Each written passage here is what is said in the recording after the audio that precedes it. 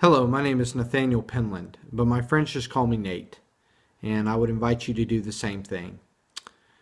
I moved to Atlanta, Georgia from Grand Junction, Colorado in August of 2013, and I've been living here ever since. It's actually a suburb of Atlanta called Lawrenceville, Georgia.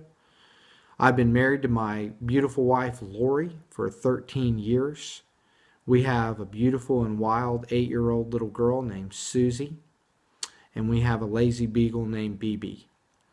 Besides being an adjunct instructor at CCU, I also work for AT&T in the business ordering department. I'm going to tell you now about my best and my worst experience speaking in public. I've spoken in public a lot because I went to seminary in 2000 and graduated in 2003.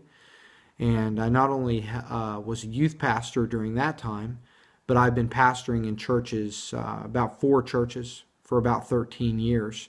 I'm not currently pastoring, but hope to do so soon again in the near future.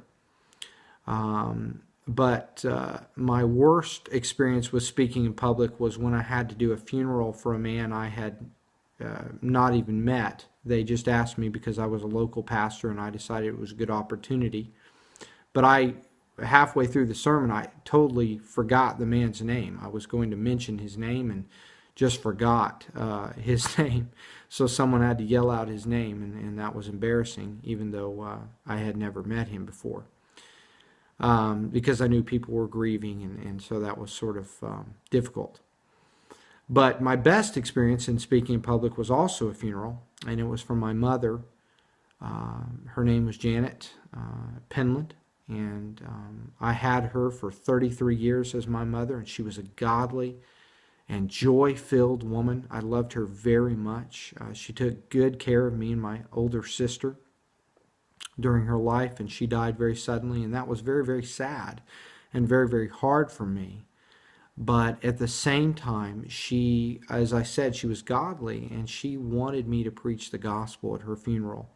So I decided that was the right thing to do, and I preached to about 200 people at her funeral. Many of them were lost, and several of them, after I was done, expressed an interest to know Jesus Christ more, rededicate their lives to Him, had been living apart from Him.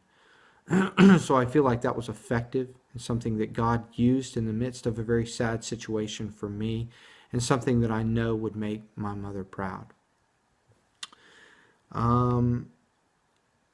What are my goals for this class? Well, my goals for this class are based on you. I want each and every one of you as the students to have a greater confidence in both writing and speaking, using that writing to create speeches, and build your confidence in doing so. Everyone speaks differently. Some slow, some fast, but there are good things that everybody can learn from in this class to be a more confident public speaker. How do you think God can use your verbal and nonverbal communication skills to influence others? Well, nonverbal is important. How you come across to people is important. But, of course, I believe God will use my verbal skills when I preach His Word. And Romans chapter 1, verse 16, the Apostle Paul said, "For I am not ashamed of the gospel, for it is the power of God for salvation to everyone who believes, to the Jew first and also to the Greek." And it is a powerful tool to bring people to Christ and to influence them also to have greater character and understanding of who they are and who God is. So I look forward to getting to know all of you.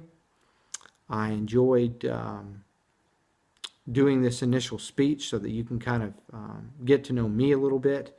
Please reach out to me if you need anything in the class. Talk to you soon.